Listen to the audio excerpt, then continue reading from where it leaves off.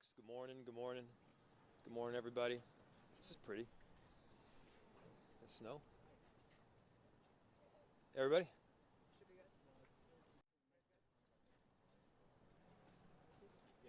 We're good? Everybody good? Yeah, thanks for checking.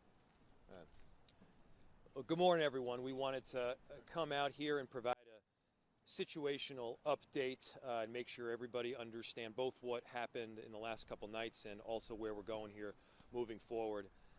I wanted to acknowledge how inspired I am by so many community members that have stepped up. They've been providing food to people that have immigrated to Minneapolis. They've made sure that those that are terrified right now of the actions by ICE have support, have love, have care, are able to get to the grocery store, even childcare. The way that they have stepped up is amazing. I also want to acknowledge that the vast majority of people have protested peacefully, recognizing that I have seen community members sort of step into the breach, recognizing that there are others out there, agitators that are trying to rile up large crowds. And not only have they not taken the bait, they have pushed others back from the brink to say, hey, you know what? This is what Donald Trump wants. He wants us to take the bait. He wants those agitators to get a hold of this crowd in a way that it makes them cause harm to others and or damage to property. And so to them, I want to say my deepest thanks. We are so grateful for everything that you've been doing. And to our first responders, to our police officers, Chief O'Hara, to our firefighters, Chief Rucker, they have been working tirelessly. They have canceled all days off. They've made sure that they are out here protecting people, keeping them safe, and showing a true juxtaposition between the kind of public safety and service that we provide to our residents here at the city of Minneapolis versus what ICE is doing. And so, again, I am inspired by so many community members that have kept the peace and that are making very clear the message: we cannot take the bait. And to the few that have caused damage to property and or harm to others, need to be very clear, we're not going to let that happen. If you cause damage to property or put others in dangers, you're going to be arrested. And again, the vast majority of people have done this right. We are so deeply appreciative of them. But we have seen a few incidents last night. Those incidents are being reviewed. There were approximately 29 arrests that were made that Chief O'Hara will provide an update on. But we wanted to, again, give sort of the overarching theme of what we're seeing, which is peaceful protest. And we wanted to say when that doesn't happen, of course, there are consequences. We are a safe city. We will not counter Donald Trump's chaos with our own brand of chaos here. We in Minneapolis are going to do this right. Chief O'Hara is going to now provide an update. Thank you, Chief, for all your work. Good morning. My name is Brian O'Hara, B-R-I-A-N, O''H-A-R-A. I am the Minneapolis Police Chief. The Minneapolis Police Department has been monitoring a number of marches and protests and other First Amendment activities over the course of the week. All of those protests and marches have remained peaceful until last night. Last night at about 7 p.m. there was a gathering outside the Canopy Hotel in downtown Minneapolis. That gathering began as all the other gatherings around hotels had been conducted over the last several days.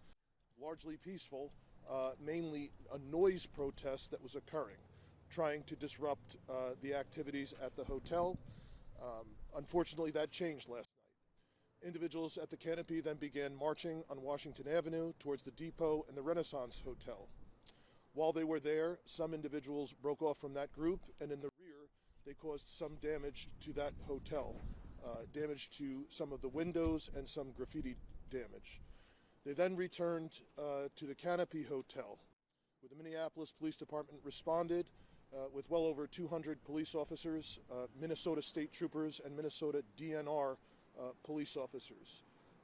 We initiated a plan and took our time to de-escalate the situation, issued multiple warnings declaring an unlawful assembly, and ultimately then began to move in and disperse the crowd.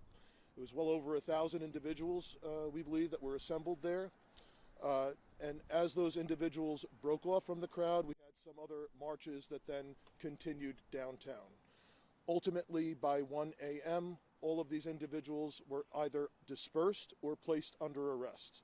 There were 29 arrests last night. We are aware of one police officer that was injured from a chunk of ice that was thrown at them. Other than that, we are not aware of any other injuries. I just want to say I'm incredibly proud of the police officers in this town and the state law enforcement officers and all the other police that have been here with us through this. What you saw last night was a disciplined and restrained response. I think it was highly professional, and I'm thankful for the members of the community who understand our need to keep things peaceful, and I'm thankful for those officials and others that are continuing to call for peaceful protest and assembly. Obviously, there's a number of additional marches and protests that we will be monitoring today, and we are fully prepared if things cross the line and become unlawful to make additional arrests if necessary. Thank you, Mayor. Thank you. We'll open it to questions. I'll go here and then here.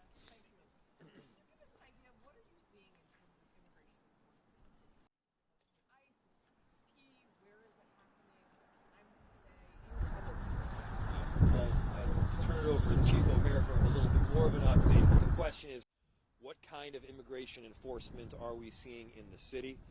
I'll start by mentioning the immigration enforcement that is taking place is not limited to Minneapolis. It's in our entire region, St. Paul, St. Louis Park, Brooklyn Park, Brooklyn Center. We're seeing it in a number of different areas throughout Minnesota. As far as I can tell, it's happening all times of the day. I'll let Chief O'Hare give a little bit more of an update. A lot of it is scattered. A lot of it is unplanned. This is part of the issue, is that this is not a coordinated strategic plan that we're seeing being carried out. In many cases, it's indiscriminate. I've said this before, but I think that the initial impetus to come to Minnesota was go to Minnesota, arrest and deport a bunch of Somali people. And then they get here and they realize that the Somali people that would be arrested or deported are all legal. They're American citizens. You can't do that. And so there's not like some meatpacking plant or factory where you can go and get a bunch of Somalis. And then they turned their ire towards our Latino community and other immigrant communities that are here. Regardless, these are communities that make Minneapolis a better place. And so to have this kind of scattered buckshot approach that we're seeing that is not strategic in any way, not only endangers these community members that have been here for the long haul, it endangers these neighborhoods that they're rolling through. Minneapolis is on a great comeback, and they're just making it more difficult for that comeback to fully take shape. And so I'll turn it over to Chief O'Hara.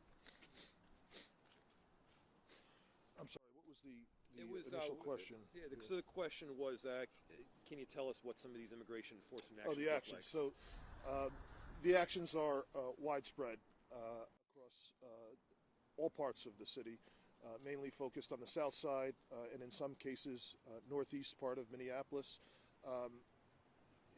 There are oftentimes what appear to be arrests made from vehicles, and we have had reports that come in of vehicles that are abandoned that we then have to respond to tow the vehicles. At least in one case, we had a report of a person taken from a vehicle that the vehicle was not even placed in park, and the car rolled, blocking the roadway, and we had to respond and tow it. Another instance, I remember there was a vehicle that was left in the roadway with a dog inside that we had to respond with animal control and take custody of the dog. So it's a number of actions that are occurring on the city streets, and they are happening all over the city. Did you tell them about the one on 3rd Avenue? So just to give you another example of how reckless some of these actions are, maybe 12 blocks from here, 10 blocks from here, over on 3rd Avenue, there was an ICE action that took place. An individual from a car that was in the middle of a pretty significant street was detained. They left the car in the middle of the street. The car wasn't even in park, and so you've got this vehicle that is just rolling down the street with nobody in it. And it wasn't a Waymo. This was a car that was rolling down the street that could have hit anybody, including my own family members that live not too far from there. And so this is not about safety, clearly. If this was about safety, you wouldn't do stupid things like that. Somebody's going to get hurt. Somebody has gotten killed. And so that's not the route as to how you do any of these exercises productively or safely. And that's what we're saying. Yes? Looking ahead tonight for night 5, ICE isn't leaving. DHS is sending more officers. How concerned are you about tempers fraying, people getting tired, exhausted, and things turning bad? Yeah. I mean, concern, of course, is the name of the game. We are constantly monitoring what is taking place, not just the actions on the street, but also the energy of our police officers, our firefighters, our first responders that in many cases haven't gotten a whole lot of sleep. They're working really hard right now. So, I mean, I just think it's common sense that, you know, anybody, if you're tired or you're hungry or you're sick or you're forced to make a split-second decision when you're tired or you're hungry or you're sick, you're more likely to make a mistake. We don't want mistakes being made. And so I'm so appreciative of their work. I'm really grateful for it.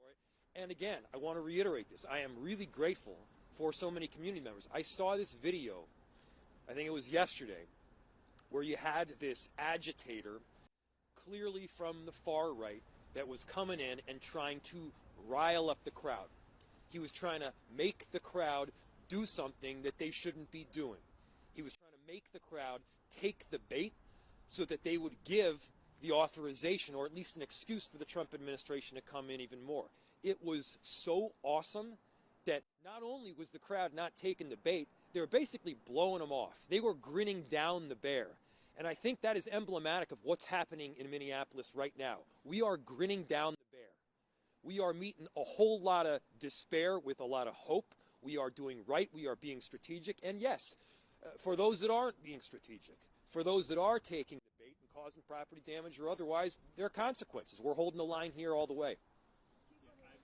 Related to the shooting, I understand the officer, the ICE officer shot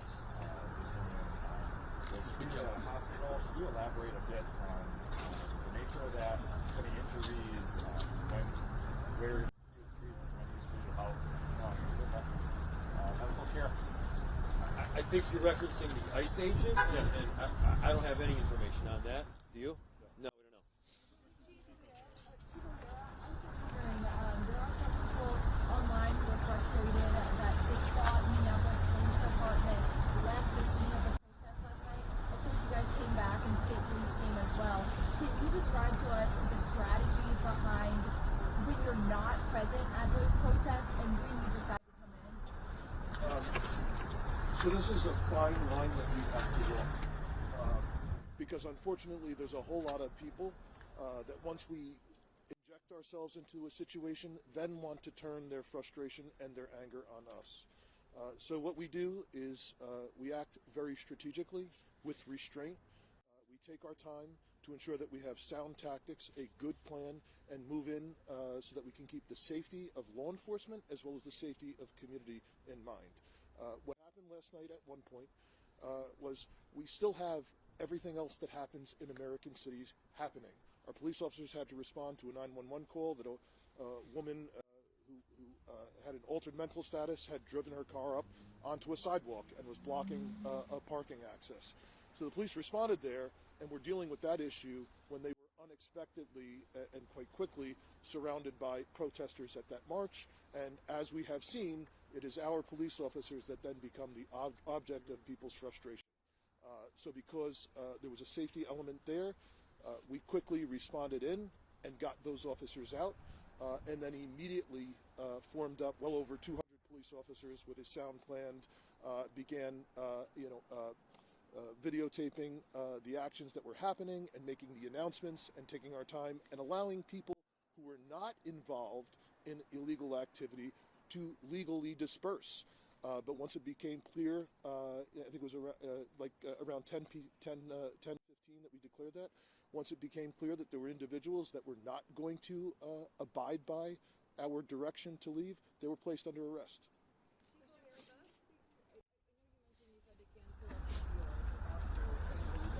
Can you speak to the level of police resources that are going to respond to situations related to ICE operations? So the question was that we have canceled all days off and recalled personnel to duty. So the level or percent of people who are responding to events around this, I would say is close to 100%. So we have officers, obviously, that are conducting their normal duties and responding to 911 calls, but then they're also being held over, and they're being held on standby, if not being assigned to post up in locations. Last night, as obviously we were dealing with over 200 officers at the scene to execute the unlawful assembly and dispersal order. We were also posting other police officers around downtown to ensure that we did not have additional destruction. So it is quite literally almost 100% of every sworn member of the department. Maybe two more. 911 calls specifically about immigration enforcement, people saying I saw ICE officers do X or Y? The question was getting 911 calls specifically about immigration enforcement, and yes, there's just dozens and dozens every single day, ranging from anything from people seeing arrests happening, or they seeing surveillance, or they seeing individuals that they're not sure that are ICE, to the things that I mentioned, that there's cars that are now left abandoned because someone was detained. We'll do one more. She's been had her hand up. Yeah. Private. Both Sarah and the Christian Science Monitor, what is the status of both of your offices' communication with DHS? So the question was the status of communication with DHS.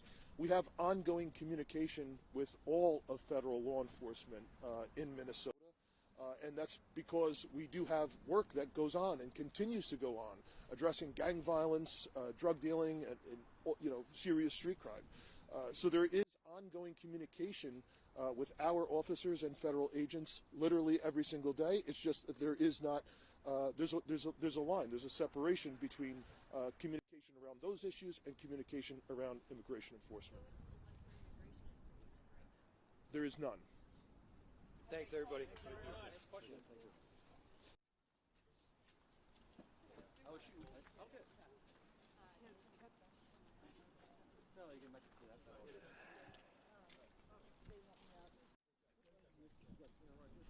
Go with the police car behind her.